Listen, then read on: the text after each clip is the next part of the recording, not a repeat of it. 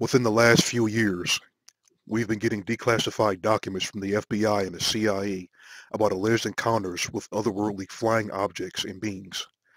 Amongst all the trash, the hype we've been getting about aliens, the government and the news media suddenly seems terribly concerned about the need to inform the public about the supposed existence of off-world creatures.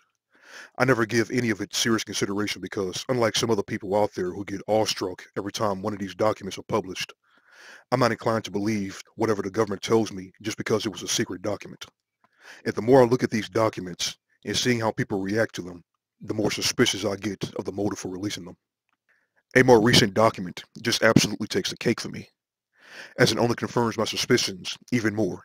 This document states that these visitors are human-like but are much larger in size. They are not excarnate Earth people, but come from their own world.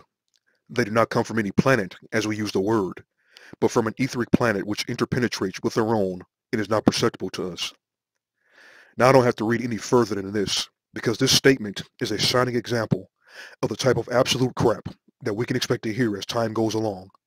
For all you Christians out there who are writing articles and making YouTube videos about documents like this, as if this is some startling factual revelation, you are all totally missing the point about what a major part of the alien deception is all about. Here's the bottom line about what this statement really means. According to the FBI, the giants of Genesis 6 are otherworldly beings. This is the impression that these devils are trying to implant in your minds, and you all seem to be falling for it.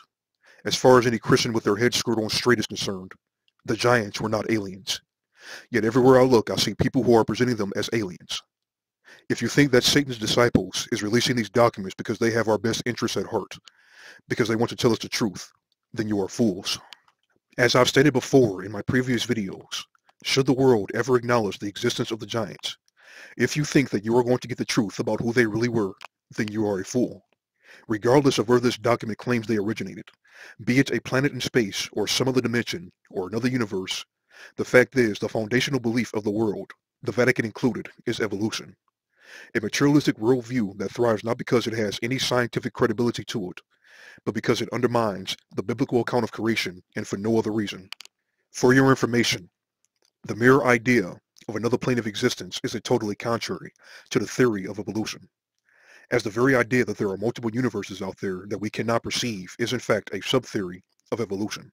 And as with any evolutionary theory, it has nothing to do with real testable, observable science.